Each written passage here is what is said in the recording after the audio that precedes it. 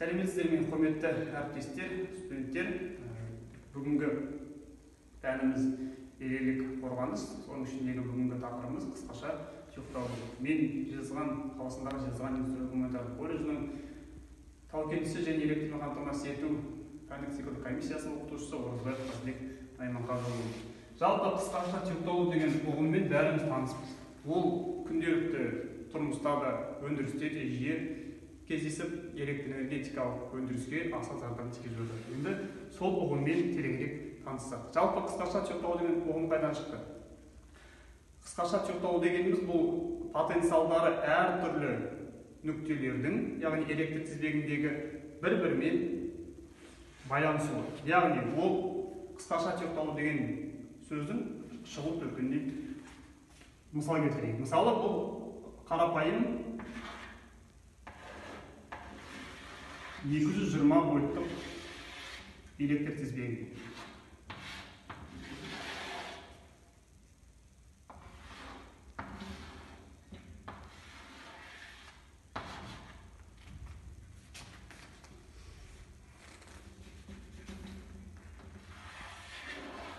А деген өлшеуіш амперметр, В деген вольтметр.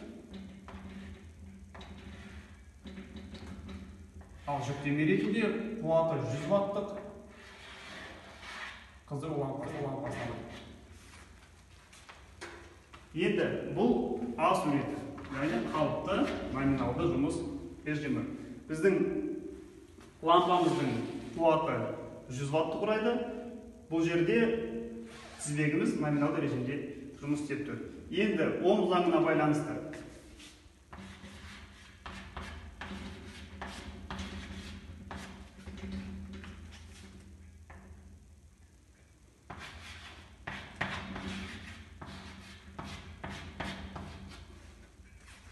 Ом заңына байланысты біздің тізбектегі ток толысы.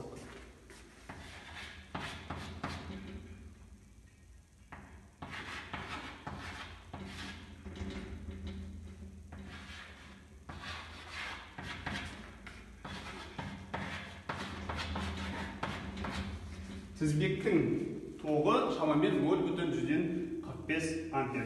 Енді кедергі есептейміз.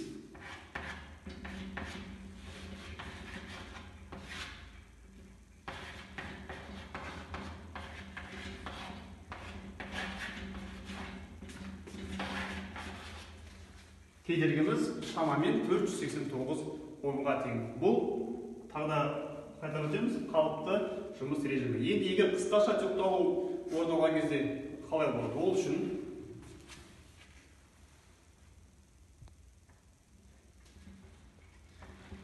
бірақты тізбекті тұйықтауды кедергісі 0,1 омға тең бір сым арқылы іске асырайық. Мысалы, ол біздің тізбегіміз А және В нүктелері арқылы тюхталып тұр. Қысқаша тюхталу дегеніміз осы. Себебі ток кедергісі аз тізбек арқылы жүруге ұмтылады. Ол электроэнергетиканың жалпы теориясында бар нәрсе. Енді бұл жердегі кедергіміз 0,1 омға тең, сәйкесінше жоғарыдағы есептеулерге сәйкес біздің тоғымыз 22.000 амперге дейін ұлғайып кетеді. Осы кезде біз қысқаша тюхталу деп айтамыз. Яғни қысқа жолмен токтың жүруі. Біз бұл есептеуді мысал ретінде келтіргендіктен көп нәрсені ескермедік. Мысалы, жүктеменің немесе ток көзінің кедергісі жалпы одан кейін жалпы іс жүзінде бұл ток 22.000 амперге дейін ұлғаймайды. Себебі Кирхофтың екінші заңына сәйкес бізде кернеудің түсуі болады. Дегенмен бұл мысал ретінде біз қысқаша тюхталудың табиғатына шолу жасадық. Енді бұл қысқаша тюхталу, енді осы қысқаша тюхталудың түрлерін тоқталып өтейік. Біріншісі,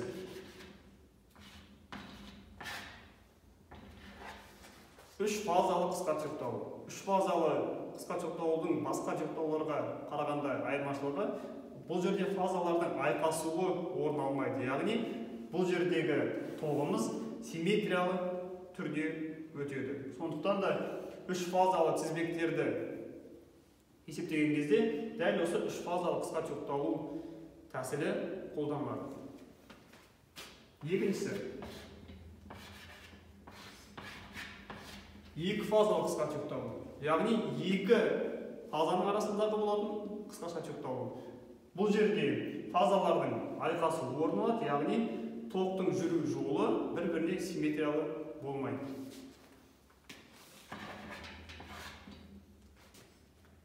Үшіншісі,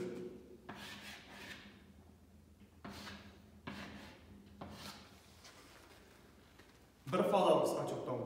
Яғни бұл көбінесе тұрмыстық жағдайда жиі кездесетін сымның жерге жүкталуының арқасында жүзеге асырылатын қысқаша жүкталу. Көбінесе үй жағдайында, тұрмыс жағдайында жиі кездеседі.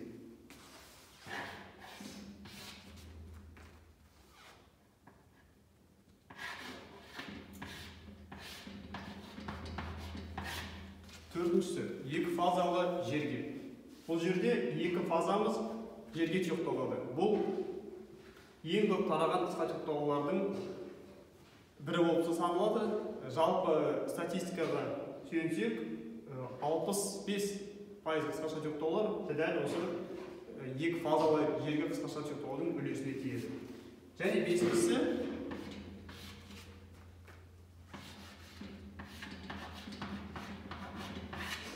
екілік жерге. Яғни бір-бірімен электрлік байланысы жоқ екі сымның жер арқылы жүкталуы. Бұл жаңағы жүкталудың түрі қауіпті саналады. Себебі арасында байланыс жоқ деп есептеген сымдардың арасында мезгілсіз, яғни қалыптан тыс байланыс пайда болып, жалпы аспаптарға және адамдарға өзінің зиянын тигізуі мүмкін. Жалпы бұл 5 жағдай, бұл негізгі түрлері ғана. Ал енді осы қысқаша жүкталудың түрлерінің толық тізімімен арнайы нормативті құжаттардан танысуға болады.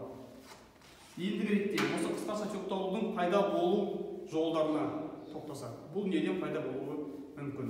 Біріншіден, егер үй жағдайында қарастырсақ, бұл жерде электр сымдарының тозуы, яғни сыртындағы оқшауламасының тозуы, оқшауламасының тесілуі, немқұрайлықпен қарау сияқты факторлардың әсерінен көбінесе үй жағдайында осындай қысқаша жүкталулар болып жатады. Бұл жерде айта кететін мәселе, көбінесе үй жағдайындағы өрт шығу қаупінің осы тұрмыстық электр қондырғылардың, электр жабдықтардың, электр аппараттардың қысқаша жүкталудың әсерінен болатындығын ескере кеткен жөн. Сондықтан бұл өте маңызды бір мәселе. Одан кейінгі мәселе бұл мысалы желіге найзағайдың түсуі. Желіге найзағайдың түсуі бұл атмосфералық астың кенуі деп аталады.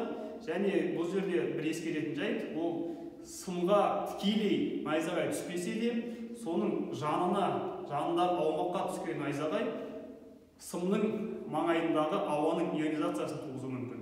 Яғни бұл жерде де жаңағы қысқаша жүкталудың орын алу мүмкіндігі өте жоғары.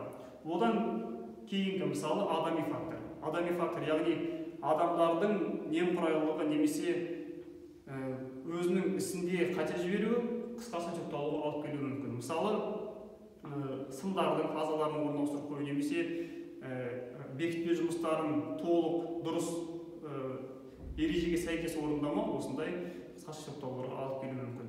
Тағы да бір айта кететін мәселе, бұл мысалы механикалық бұзылыстар. Яғни мысалы жерді қазу жұмыстарын немесе жол жөндеу жұмыстарын іске асырып жатқан кезде көлік құралдарының немесе инструменттердің, құрал жабдықтардың жердің астындағы кабель желілерін тесіп немесе кесіп кетуі немесе олардың оқшауламасының зақымдауы осы қысқаша жүкталуға алып келуі мүмкін. Жалпы бұл қысқаша жүкталудың біз негізгі кіріспесін айтып өттік.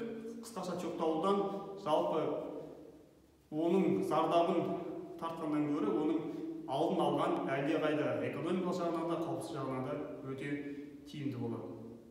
Назарларыңызға рахмет. Бүгін дәрісіміз аяқталды.